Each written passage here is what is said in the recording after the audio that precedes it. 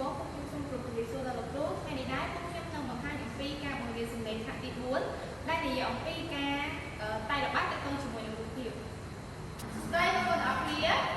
សួរអ្នកគ្រូចាអញ្ចឹងថ្ងៃនេះយើងបន្តអំពីមេរៀនយើងគឺនិយាយអំពីសំឡេងចាគឺជំនួយកចូលតែល្បាតនិយាយខាងក្រៅឥឡូវបងប្អូនមកសិក្សានៅទំព័រទី15របស់ខ្ញុំបងប្អូនតោះមកខាងលើចាអញ្ចឹងបងប្អូនឃើញរូបភាពអត់ហើយគួរឃើញពាក្យនៅខាងក្រៅហ្នឹងអត់ចំណុចកចាឥឡូវអ្នកគ្រូនឹងអានពាក្យទាំងអស់នៅកូនស្ដាប់គឺពាក្យទី1ចូលចិត្តទី2មិនចូលចិត្តទី3គឺពាក្យសាសប្បាយតែឥឡូវបងអានមកទាំងអស់គ្នាចូលចិត្តមិនចូលចិត្តសប្បាយតែឥឡូវបងអានខ្លួនឯងមកចូលចិត្តមិនចូលចិត្តសប្បាយចាអញ្ចឹងពួកយើងក៏លេខទៅមើលរូបភាពនៅខាងស្ដាំនៃសៀវភៅមកឃើញអត់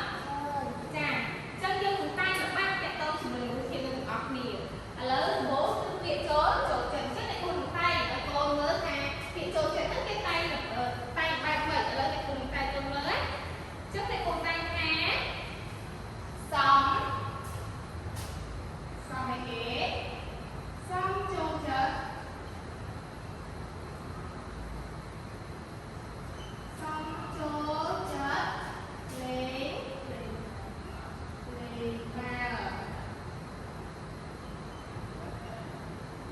តោះ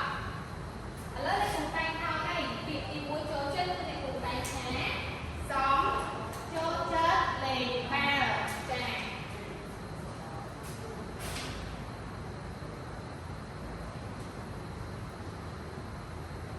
តោះឥឡូវយើងចូលដល់ពាក្យទី2ចុះពាក្យទី2គឺជាពាក្យអីគេ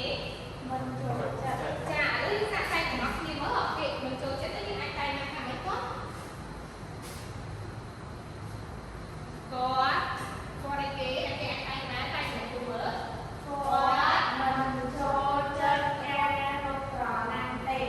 គាត់មិនចូលចិត្តការរត់ប្រណាំងទេចាអញ្ចឹងអ្នកគ្រូអាចសរសេរមកថាគាត់មិនចូល